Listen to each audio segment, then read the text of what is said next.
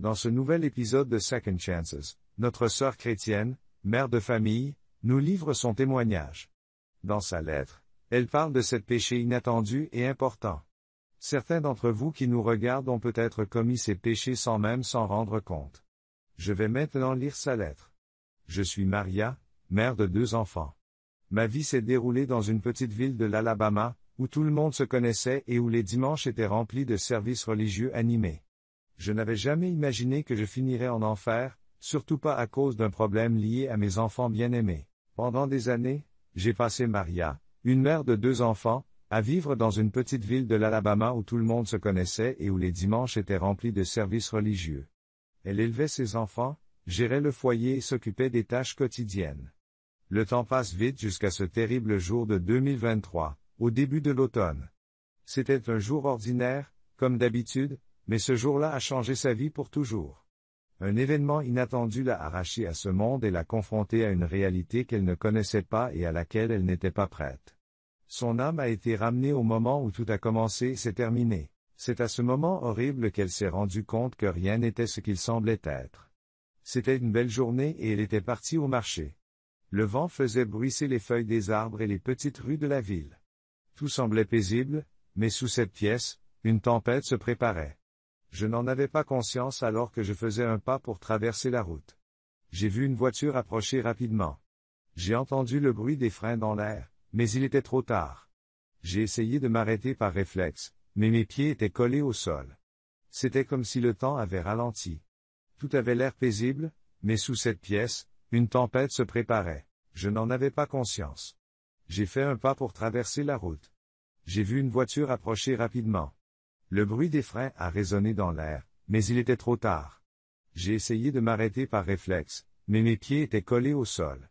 C'était comme si le temps avait ralenti. Les phares de la voiture se rapprochaient de moi alors que le monde entier s'arrêtait. Le moment de l'impact a été comme une explosion.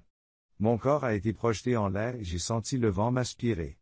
Lorsque j'ai touché le sol, la froideur de l'asphalte m'a entouré. J'ai commencé à perdre la sensation du poids de mon corps. Les phares de la voiture se dirigeaient vers moi. Le monde s'est arrêté. L'impact a été comme une explosion. Mon corps a été projeté en l'air et j'ai senti le vent m'aspirer. Lorsque j'ai touché le sol, la froideur de l'asphalte m'a entouré. J'ai perdu la sensation du poids de mon corps. C'était comme si tout ce qui m'entourait se cachait derrière un voile de brouillard. La douleur a d'abord été vive et insupportable. Puis elle s'est progressivement estompée, comme si une partie de moi était arrachée. J'ai fermé les yeux car je n'avais plus la force de les garder ouverts. À ce moment-là, le temps s'est complètement arrêté. Je me suis retrouvé à me relever de mon tout autour de moi était obscurci par une brume. La douleur a d'abord été vive et insupportable, puis elle s'est progressivement estompée, comme si on m'arrachait une partie de moi-même. J'ai fermé les yeux car je n'avais plus la force de les garder ouverts. À ce moment-là, le temps s'est complètement arrêté. Je me suis retrouvé en train de sortir de mon corps en contrebas. Je voyais mon corps sans vie allongé sur le sol, entouré de gens rassemblés, de ceux qui couraient et de l'écho des sirènes. Mais tout cela n'avait plus d'importance. Mon âme s'était détachée de ce monde. J'étais tiré vers le haut, mais pas vers la lumière, vers un vide obscur. J'ai vu mon cadavre sur le sol, entouré de gens qui couraient et de sirènes. Mon âme s'était détachée de ce monde. J'étais tiré vers le haut, mais pas vers la lumière, vers un vide obscur. J'étais aspiré dans un vortex. Ce n'était pas un espace vide, c'était une obscurité sans fin. Tout était froid, lourd et étouffant. Un poids entourait mon âme, comme une main massive qui me tirait vers le bas alors que je m'attendais à me relever. Je m'enfonçais dans les ténèbres. Soudain, les ténèbres autour de moi se sont mises à bouger et des murmures ont surgi de l'intérieur. Ces chuchotements étaient les sons provenant des profondeurs de l'enfer alors que j'étais entraîné vers l'avant. J'ai vu une porte. Lorsque je l'ai franchie, tout est devenu silencieux. Autour de moi, il y avait un vide sombre avec une atmosphère lourde et suffocante. Soudain, une lumière brillante est apparue devant moi. La lumière était comme une force lourde au-dessus de tout, sa luminosité était écrasante. Des sons commencèrent à résonner, mais ces sons étaient impitoyables et inquisiteurs. « Pourquoi es-tu ici » demanda une voix, une question qui me transperça le cœur. Je connaissais la réponse, mais je n'étais pas prêt à l'accepter. « Qu'as-tu fait » La lumière était comme une force pesante qui surplombait tout son éclat. Des sons commencèrent à résonner, mais ces sons étaient impitoyables et inquisiteurs. « Pourquoi es-tu ici » demanda une voix au ton dur.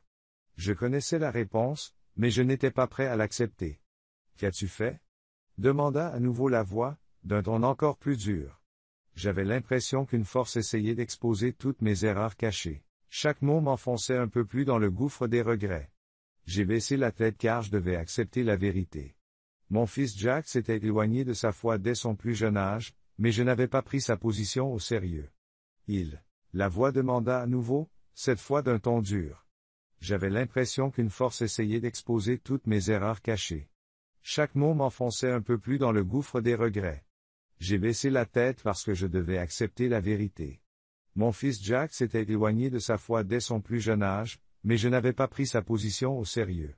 Il préférait passer du temps à l'extérieur plutôt que d'être avec sa famille les jours d'église. Parfois, je le forçais à aller à l'église, mais ses efforts n'atteignaient jamais son cœur. En tant que mère, je ne lui avais pas inculqué la vraie foi et ne l'avais pas guidé dans son cheminement spirituel. Dans les années qui ont suivi, j'ai réalisé que mon fils luttait contre l'incrédulité, mais il était déjà trop tard. Au lieu de le nourrir spirituellement, je m'étais plongé dans mon travail et mes soucis quotidiens. En fait, mon attitude l'avait encore plus éloigné de moi. Je n'avais pas passé assez de temps avec mon fils et je n'avais pas répondu à ses questions sur la foi. Peut-être avait-il même peur de poser des questions parce qu'il n'y avait pas de mère pour l'écouter. J'ai vu mon fils se laisser entraîner dans les ténèbres et se perdre dans les péchés. Je ne trouvais pas en moi la force de le sauver. Je ne pouvais pas attribuer sa chute à ma propre négligence. Je lui en ai fait porter la responsabilité. En fin de compte, mon fils y a complètement perdu la foi. La culpabilité qui m'habitait me rongeait chaque jour, mais je n'ai jamais trouvé le courage d'agir. À chaque seconde qui passait, j'avais l'impression qu'un poids supplémentaire s'ajoutait à mon âme. Mon cœur était lourd comme une pierre, rempli de regrets, de culpabilité et d'impuissance. Il n'y avait pas de salut. J'ai réalisé que ce tourment était éternel. Il n'y avait pas d'échappatoire, pas de lueur d'espoir. Après m'avoir traîné dans une pièce sombre, le diable a fermé la lourde porte en fer et des images horribles ont commencé à apparaître sur les murs. Je voyais l'avenir de mon fils, Jack, mais il s'agissait d'un tourment éternel. Il n'y avait pas d'échappatoire, pas de lueur d'espoir. J'étais écrasé sous le poids de mes propres erreurs. Après m'avoir entraîné dans une pièce sombre, le diable a fermé la lourde porte en fer et des images horribles ont commencé à apparaître sur les murs. Je voyais l'avenir de mon fils Jack, mais c'était un spectacle insupportable pour une mère. Au début, j'ai vu Jack comme un jeune homme. Il n'y avait plus de lumière dans ses yeux.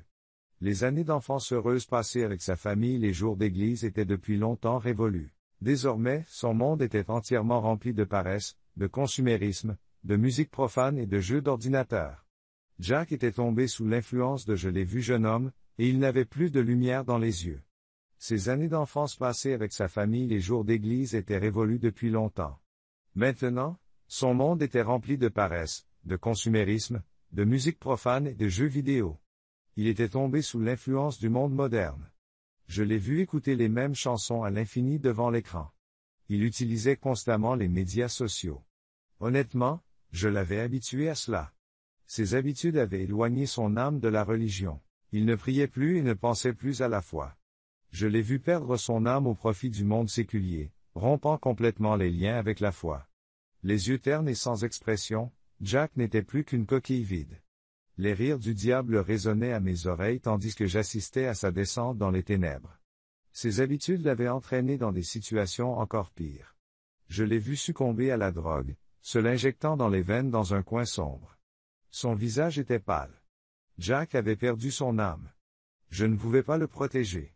Je l'ai vu s'enfoncer un peu plus chaque jour. Le diable a ri d'un air moqueur et a chuchoté, « C'est à cause de toi que ton fils est devenu comme ça. Tu l'as détourné de la foi. » Je regarde mon fils tomber. Les yeux de Jack étaient ternes et sans expression. Il avait perdu son âme et je ne pouvais pas le protéger. Le voir s'enfoncer un peu plus chaque jour était un tourment qui me rongeait. Le diable s'est moqué et a dit, « C'est à cause de toi que ton fils est devenu comme ça. Tu l'as détourné de la foi. » En voyant mon fils tomber, la dernière miette d'espoir en moi a disparu. Tous mes regrets, mes erreurs et mes négligences pesaient lourdement sur mon âme. Voir Jack s'éloigner de la foi et être entraîné dans les ténèbres m'a plongé dans un désespoir total. J'avais l'impression que rien ne pouvait être défait. Mon cœur était devenu aussi lourd qu'une pierre. Je m'enfonçais un peu plus à chaque instant. Je suis responsable de la descente de mon fils dans les ténèbres. Ces pensées me rongent. Je ferme les yeux et je m'abandonne. Les ténèbres m'enveloppent. Soudain, une lumière éclatante envahit mon environnement. Je découvre le visage compatissant de Jésus. La lumière qui l'entoure disperse tout le mal du monde. Je sais que j'ai détruit mon fils. Ces pensées me rongent. Je ferme les yeux et m'abandonne complètement tandis que les ténèbres m'enveloppent. Soudain, une lumière éclatante a envahi mon environnement. Lorsque j'ai ouvert les yeux, j'ai vu le visage compatissant de Jésus. La lumière qui l'entourait dispersait tout le mal présent dans les ténèbres. Ses mains tendues étaient venues me sauver. Je t'aime, dit Jésus. Ton repentir est réel et je pardonne. Il y avait de la compassion dans les yeux de Jésus, mais aussi un profond sérieux. Il s'est penché vers moi et a commencé à parler. Maria, il n'y a pas que ton péché. Beaucoup de mères négligeant leurs responsabilités familiales et font du mal à leurs enfants. Les yeux de Jésus montraient de la compassion et du sérieux tandis qu'il parlait. Maria, ton péché n'est pas le seul problème ici. Beaucoup de mères négligeant leurs responsabilités familiales et nuisent à l'âme de leurs enfants. Soudain, mon environnement a changé et j'ai vu d'autres mères. Elles aussi avaient nourri et habillé leurs enfants, mais elles avaient négligé le plus important, nourrir leur âme. Ces mères n'avaient pas rempli le cœur de leurs enfants de foi, mais les avaient trompés avec des promesses vides. Ces mères ont ignoré les besoins spirituels de leurs enfants et ont négligé leur monde intérieur. Les enfants qui cherchaient de l'amour, de l'attention et des conseils avaient des mères qui ne répondaient qu'à leurs besoins physiques en enfer. J'ai vu les tourments endurés par ces mères. Leurs âmes étaient écrasées sous le poids des âmes vides de leurs enfants. Les mères voyaient leurs enfants être entraînés dans les ténèbres. C'était une agonie éternelle. Leurs cris me transperçaient l'âme. Chaque mère regrettait d'avoir négligé ses responsabilités envers ses enfants. Jésus s'est tourné vers moi et m'a dit, c'est la fin pour les mères qui n'ont fait que pourvoir aux besoins de leurs enfants. Les mères qui se contentaient de prodiguer des soins physiques à leurs enfants allaient connaître un réveil brutal. Celles qui oubliaient de nourrir leur âme étaient condamnées à être piégées dans les ténèbres. Jésus a tendu la main et la scène a changé. Cette fois, j'ai été confronté à un spectacle plus horrible, des mères qui maltraitaient leurs enfants, émotionnellement ou physiquement, les maltraitant. La peur. L'incapacité des mères à guider et à nourrir leurs âmes les rendait vulnérables aux ténèbres. L'intervention de Jésus a transformé la scène, mais la gravité de la situation est restée inchangée. Cette fois, j'ai été témoin de mères qui soumettaient leurs enfants à des abus émotionnels et physiques, leur infligeant la peur, l'impuissance et la douleur. La douleur dans les yeux de leurs enfants était déchirante pour n'importe quelle mère. Ces mères, au lieu d'inculquer l'amour, avaient enseigné la peur à leurs enfants, parfois par la violence, parfois par des mots humiliants, blessant ainsi l'âme de leurs enfants. Les tourments endurés par ces mères étaient encore plus graves, les blessures plus profondes. La douleur et l'impuissance qui se lisaient dans les yeux de leurs enfants leur brisaient le cœur. Elles avaient enseigné à leurs enfants la peur au lieu de l'amour, parfois par la violence, parfois par des mots humiliants. Ces mères ont blessé l'âme de leurs enfants en enfer. Le tourment que ces mères enduraient était pire. Les blessures qu'elles infligeaient à l'âme de leurs enfants aggravaient leur souffrance en enfer. Chaque mère a dû regarder ses enfants souffrir. Les larmes qui coulaient des yeux des enfants transperçaient l'âme des mères comme des poignards. Ces mères étaient condamnées à la torture éternelle pour le mal qu'elles avaient causé à leurs enfants. Jésus a regardé. Jésus m'a regardé avec une compassion implacable. Ces mères avaient fait du mal à leurs enfants et à elles-mêmes.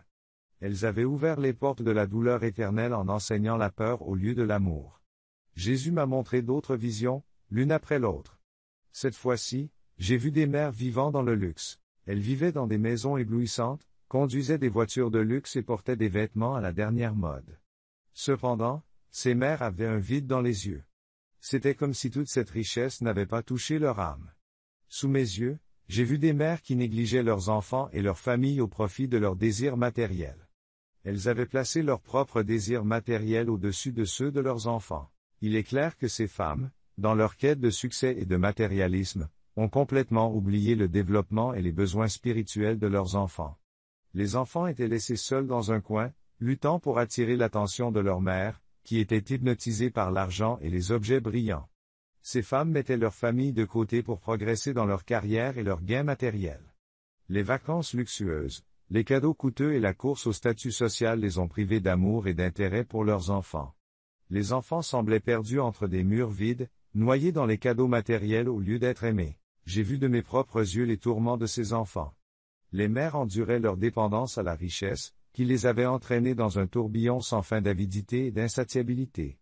Elles avaient apparemment tout obtenu dans ce monde, mais elles avaient perdu leur âme. Aujourd'hui, les âmes qu'ils avaient perdues leur revenaient en enfer, devenant des symboles vides de richesse qui ne leur répondaient pas. Les biens matériels leur pesaient comme un fardeau.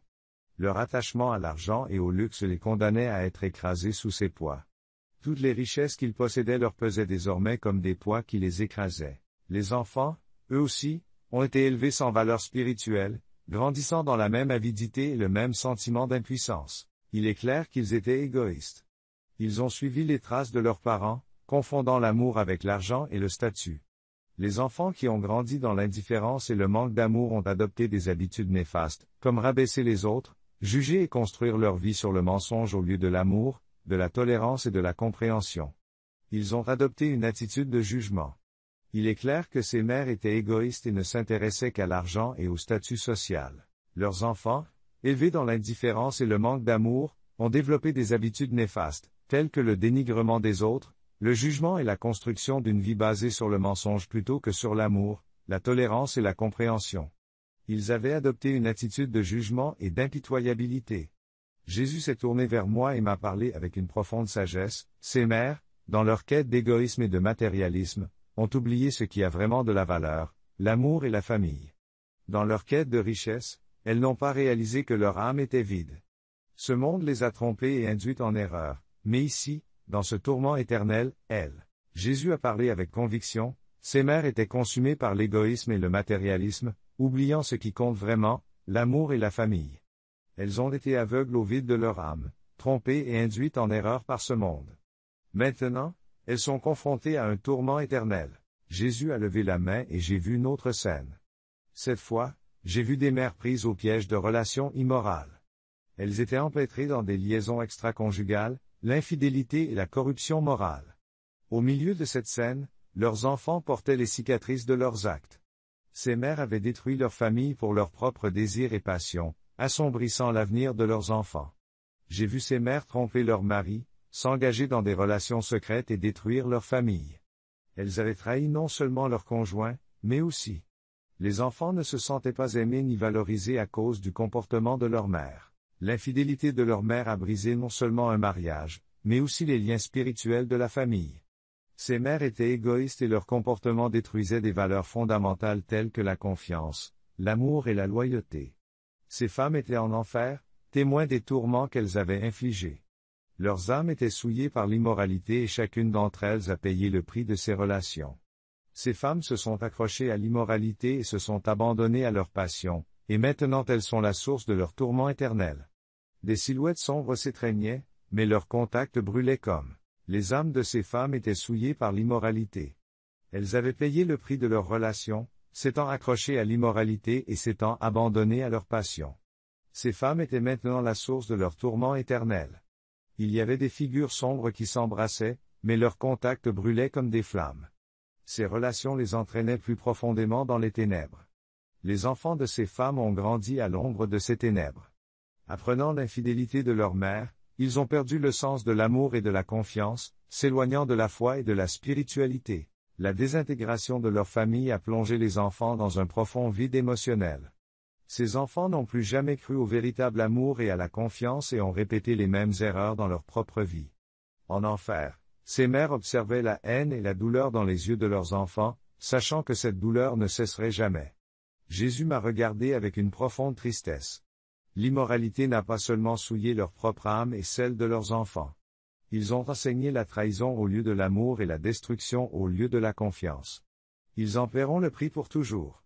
Dans une autre scène, des mères étaient rassemblées autour de moi. Ces mères n'étaient pas en train d'adorer tranquillement. Elles chuchotaient constamment. Chaque mot, chaque murmure était un jugement et une condamnation. Les commérages étaient des mots toxiques qui sortaient de leur bouche, empoisonnant la vie des autres. Chaque mensonge qu'elles racontaient, chaque rumeur, grandissait comme une boule de neige et menait à une grande destruction. Ces mères avaient fait de la discussion sur la vie des autres un plaisir, tout en discutant des erreurs et des faiblesses de leurs voisins. Les erreurs et les faiblesses de leurs voisins passaient inaperçues. Leur propre vie d'intérieur et leurs regrets n'étaient pas abordés. Leur commérage nourrissait leur âme, leur procurant le plaisir fugace de rabaisser les autres. Mais ce plaisir cédait rapidement la place à la souffrance en enfer. J'ai vu comment les mensonges et les commérages de ces mères menaient à la destruction. Pour chaque mensonge qu'elles racontaient, j'ai vu comment les ragots et les mensonges détruisaient les gens. Les mensonges des mères se sont développés comme des flammes, se transformant en un feu inarrêtable au fur et à mesure que les rumeurs se répandaient. Elles se sont retrouvées piégées dans leurs propres ragots, et chaque mot qu'elles leur renvoyaient brûlait leur âme. Ces mères ont essayé de ruiner la vie des autres avec des ragots, et ont fini par ruiner la leur. Les flammes des ragots s'élevaient, engloutissant ces mères dans leur brasier. Chaque mot qu'elles prononçaient ne faisait qu'intensifier leur douleur. Les ragots ne font pas que du mal aux autres, ils détruisent votre propre foyer et votre famille. Leurs enfants ont grandi avec les commérages de leur mère, apprenant à rabaisser les autres, à juger et à vivre dans le mensonge. Ils ont adopté une attitude impitoyable et moralisatrice, un enfer de manque d'amour et de solitude. Les États ont vu de leurs propres yeux comment leur commérage menait à la destruction, atteignant même les personnes qu'ils aimaient le plus. Ils éprouvent des regrets éternels. Les mensonges et les rumeurs détruisaient non seulement d'autres vies, mais aussi leur propre maison. Jésus a parlé d'une voix grave en disant, « Les commérages nuisent aux autres et consument l'âme de celui qui les fait. » Ces mères recherchaient la supériorité en rabaissant les autres, mais en fin de compte, elles se sont perdues elles-mêmes. Elles ont hérité de la haine et du jugement au lieu de l'amour pour leurs enfants, et elles vivront à jamais avec les conséquences de cette destruction. Cette fois-ci, j'avais devant moi des mères qui gardaient de la rancune dans leur cœur et elles refusaient catégoriquement de pardonner à chacune d'entre elles. Elles avaient nourri les douleurs, les combats et les injustices du passé. Elles avaient grandi dans la haine et non dans l'amour. Leur visage arborait des expressions sévères, s'accrochant fermement aux douleurs et aux injustices du passé. Leur cœur s'était assombri sous le poids de l'impardonnable. J'ai vu une mère nourrir une profonde colère envers son mari et ses enfants. Une dispute, une liaison ou un simple désaccord l'avait profondément blessée, mais au lieu de guérir cette blessure, elle avait choisi d'entretenir la haine et le ressentiment. Chaque jour, elle s'éloignait un peu plus de ses enfants et de ses proches avec ses sentiments, refusant de leur pardonner. La haine était comme un poison. Son mari et ses enfants. Une dispute il y a des années. Une liaison ou un simple désaccord. Ces choses l'avaient profondément blessée. Mais au lieu de guérir cette blessure, elle a choisi d'entretenir la haine et le ressentiment. Chaque jour, elle s'est éloignée un peu plus de ses enfants et de ses proches avec ses sentiments. Elle refusait de leur pardonner. La haine était comme un poison. Elle a complètement englouti son âme. Elle l'éloignait de l'amour, de la miséricorde et du pardon. Au fil du temps, en enfer, j'ai vu comment la haine et le refus de pardonner de ces mères les entraînaient dans les tourments éternels. La haine dans leur cœur les liait comme des chaînes. Chaque jour, elles revivaient ces souvenirs. Il est clair que la haine et le refus de pardonner de ces mères les ont entraînés dans les tourments éternels. La haine dans leur cœur les a enchaînés. Chaque jour, elles revivaient ces souvenirs, ce qui les faisait souffrir davantage, car la haine enveloppait leur âme. Des chaînes de feu se sont formées autour d'eux. Chaque personne à qui ils ne pouvaient pas pardonner devenait un poids, les entraînant plus profondément dans les profondeurs de l'enfer. Leurs enfants ont également grandi sous l'influence de cette haine. Ils ont appris la haine au lieu de l'amour. Au lieu de l'amour, de la miséricorde et de la tolérance, ils ont appris la haine. La douleur qu'ils ont ressentie n'a fait que croître à mesure qu'ils entretenaient la haine au lieu du pardon. Leurs enfants, influencés par l'attitude de leur mère, ont également grandi sous la même sombre influence. Ces enfants n'ont jamais appris à pardonner et, à leur tour, ils sont tombés dans un cycle destructeur de relations. Les liens familiaux étaient complètement brisés à cause de la haine et de la colère. Jésus s'est tourné vers moi, d'une voix douce et silencieuse, et m'a dit, « Le pardon nourrit. La haine ne fait qu'obscurcir le cœur. » Les mères qui refusent de pardonner entraînent non seulement elles-mêmes, mais aussi leurs enfants dans ces ténèbres. Le pardon libère l'âme. La haine l'enchaîne et la condamne. Ces mères sont devenues esclaves de la haine au lieu de l'amour, et cet esclavage est devenu leur éternel. J'ai senti le tourment dans les yeux de ces mères. Elles s'étaient ruinées et avaient ruiné leurs proches en refusant de pardonner. Pendant des années, Elles n'ont pas pu pardonner, et cela les a entraînées plus profondément dans les ténèbres. Ces ténèbres étaient devenues une solitude et un regret éternel. Jésus s'est tourné vers moi et a conclu ces paroles: ceux qui ne se pardonnent pas à eux-mêmes se condamnent à l'enfer. Ces mères avaient accumulé la colère et la haine au lieu de l'amour, détruisant leur âme et laissant à leurs enfants un sombre héritage.